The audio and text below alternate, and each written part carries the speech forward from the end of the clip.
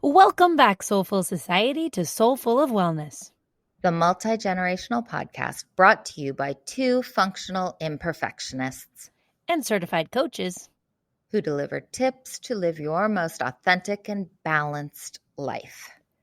We all know that getting quality sleep is important for your wellness.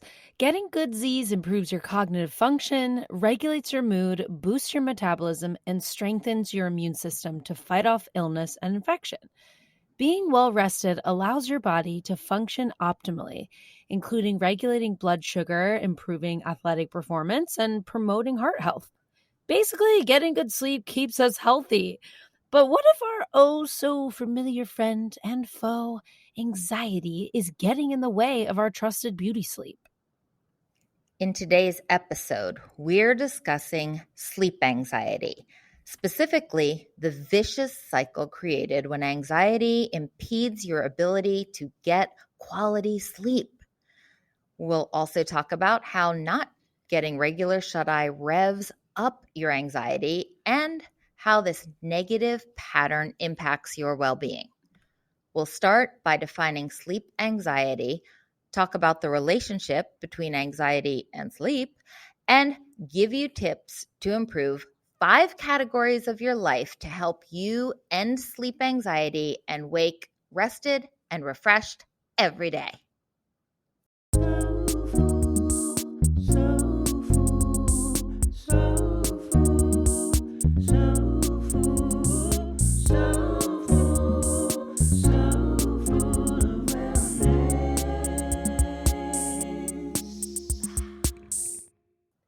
Before we get into today's topic, we wanted to announce our gratitude giveaway.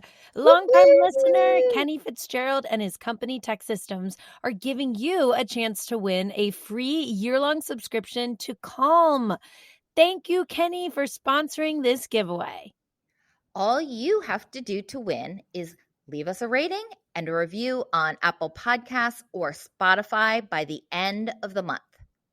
Or if you've been so kind as to leave us a review in the past, get a friend to write a review and DM us a screenshot of it. You have until March 31st to be entered to win. We'll announce the winner via random drawing on our April 7th episode. Happy reviewing! Please take a minute at the end of this episode, if you liked it, to share this episode with a friend that you think could use a little dose of wellness goodness. We love getting feedback and suggestions, as you very well know. Email us at sfowpodcast.com or DM us on Instagram.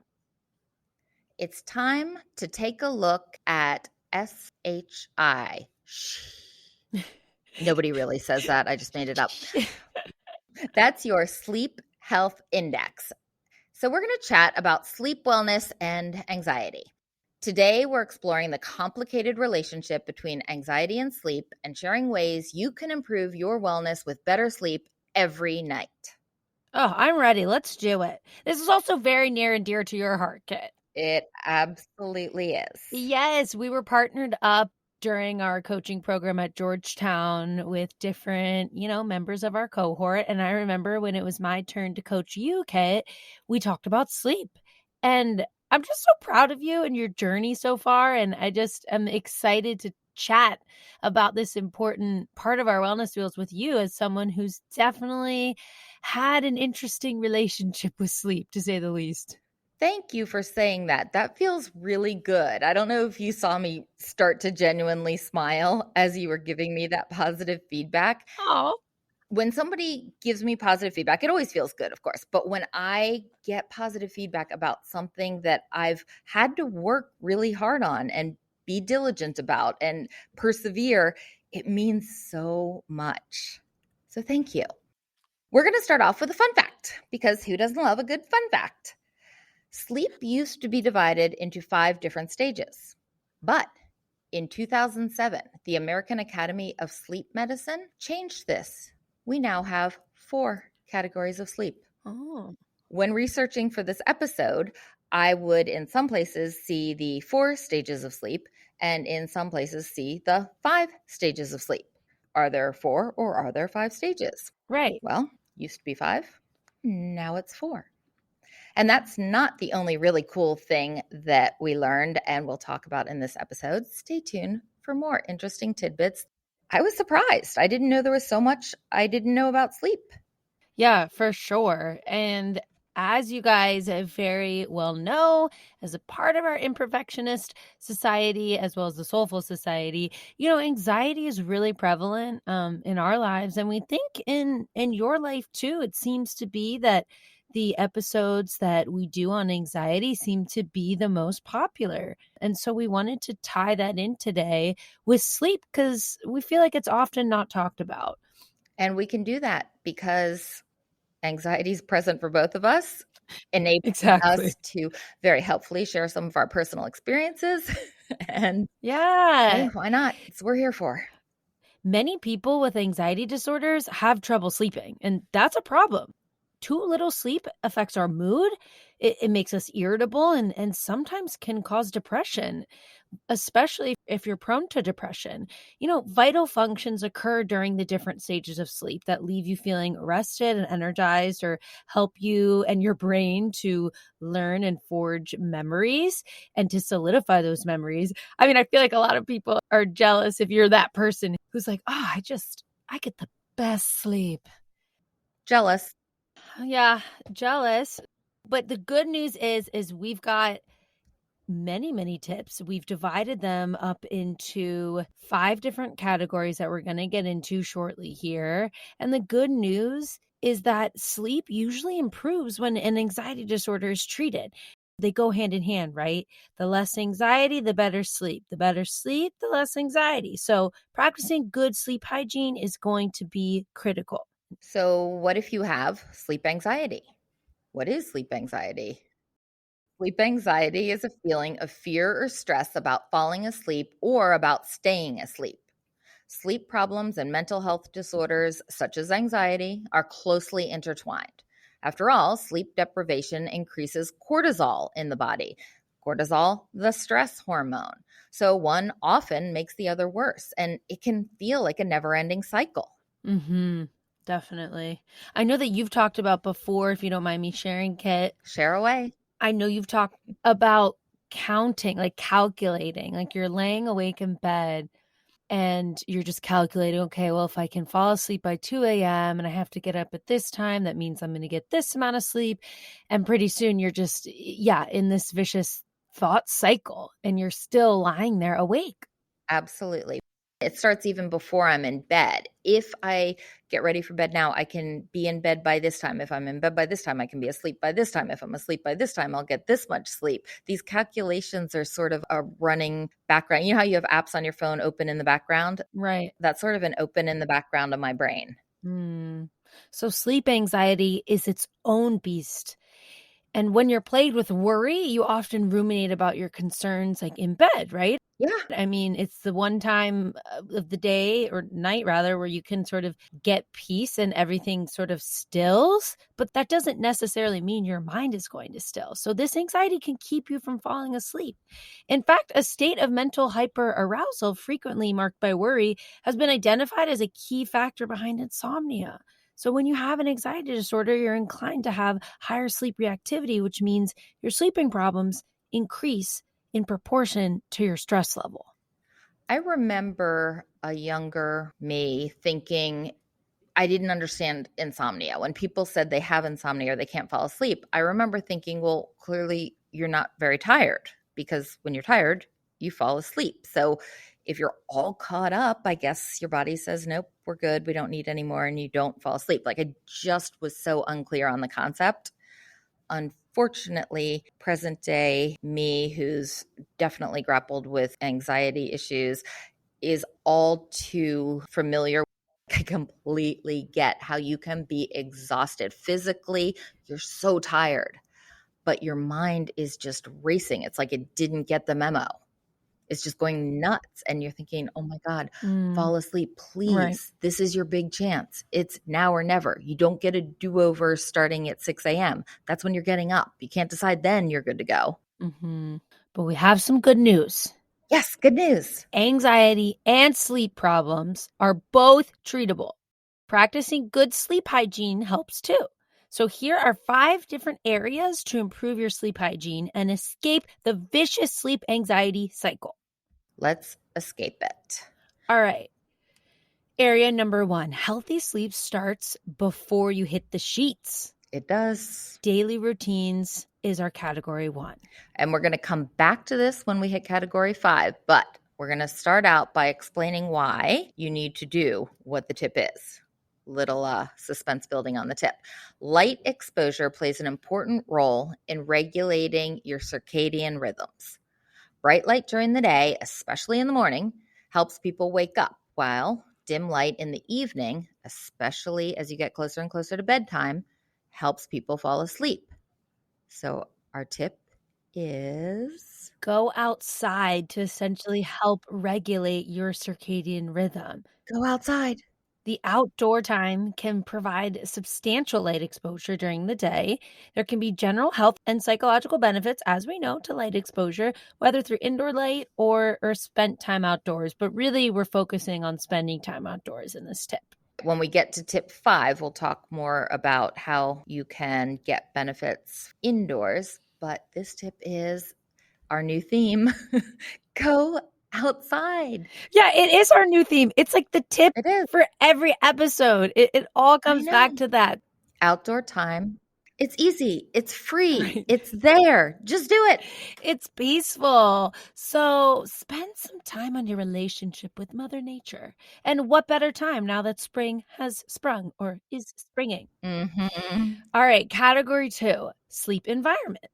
There's a few tips within here, and one of them is keeping your bedroom cool and dark and quiet without distractions, like, having your computer in bed. That's a no-no for your brain. Your brain is going to essentially take that information as light and continue to sort of keep the lights on in your own brain and body, right? It thinks, oh, okay, we're staying awake. The screen is light. So avoid using electronics and instead replace that with a different habit. Read in bed. We've talked about this in our last sleep episode called Sleeping Beauties, one of our first episodes that we released.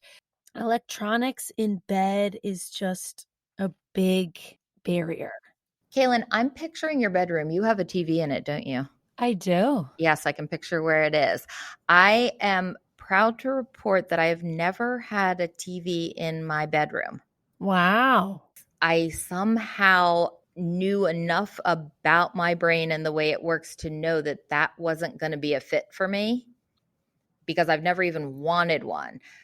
Although I am guilty of using the iPad in bed when I'm supposed to be winding down. I know. There it is. So I can't be too proud.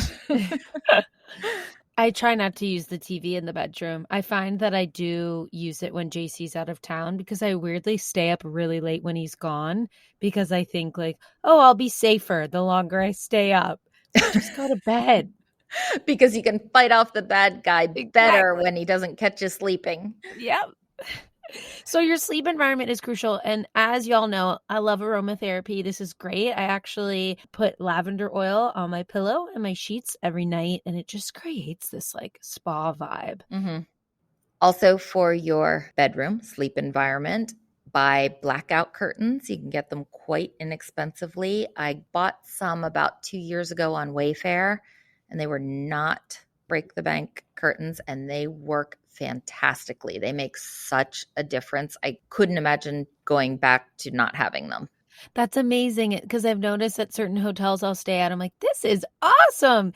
And it's like you're creating your own little spa hotel vibe in your bedroom. Mm-hmm. Think about it. The oils, the blackout curtains, we can set that vibe, you guys. We can do it.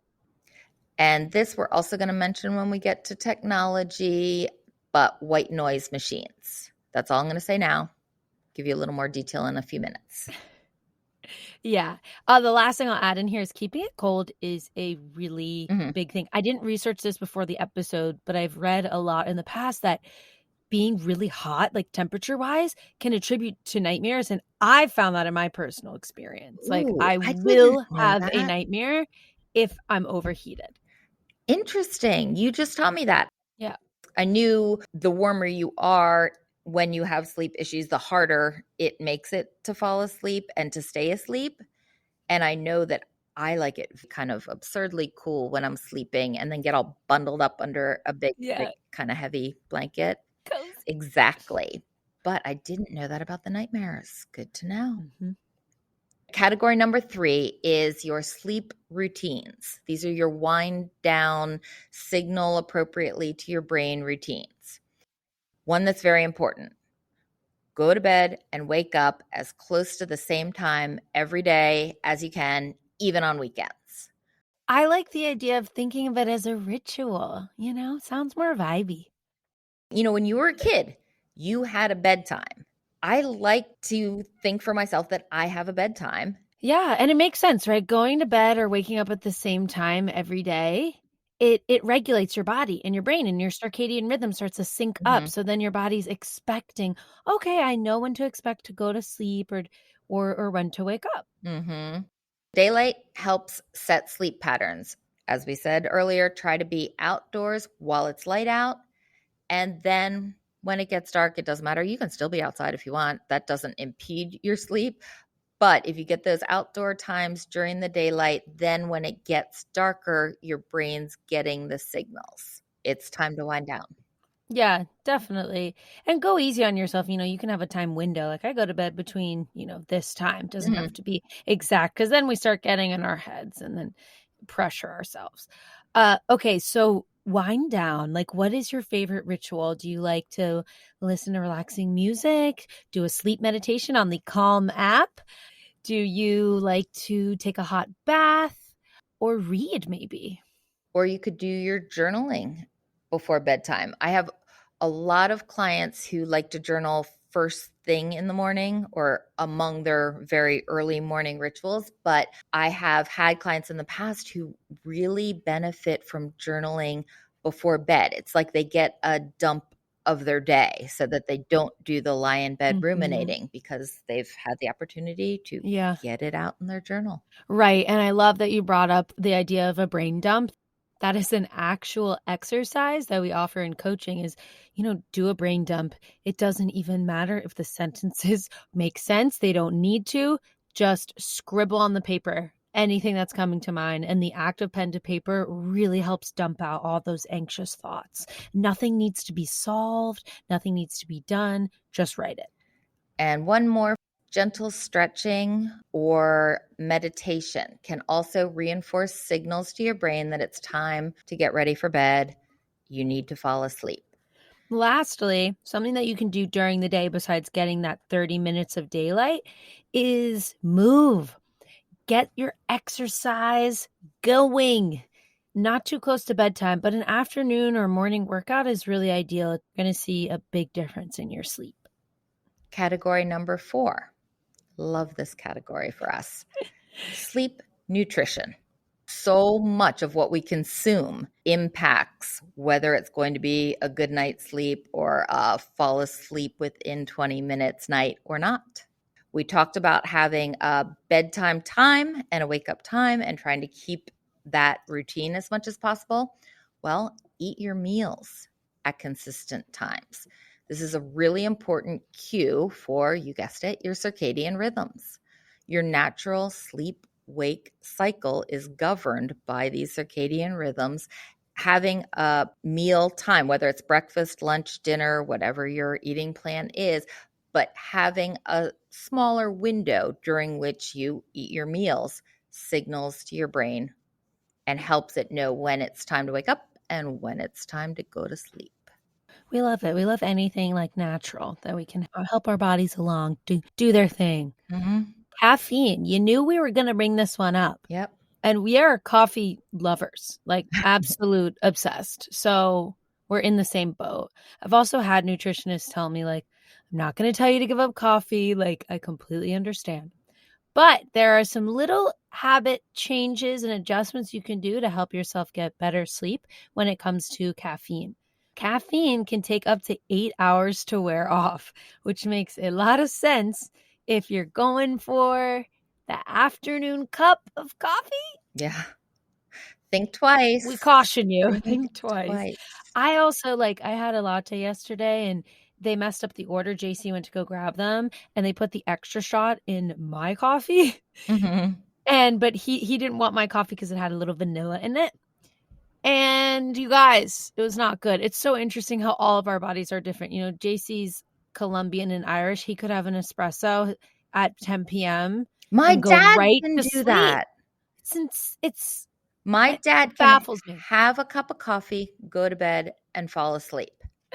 Me, on the other hand, has one extra shot of espresso and is like my anxiety. Wired for sound. I was wired. My anxiety was crazy. I got really emotional later in the day, just like high highs, low lows. It was a ride. It was a wild ride. So just know your body. I have a pretty hard noon cutoff. Yeah. And I just don't push it. If it's afternoon, I just don't do the caffeinated beverage.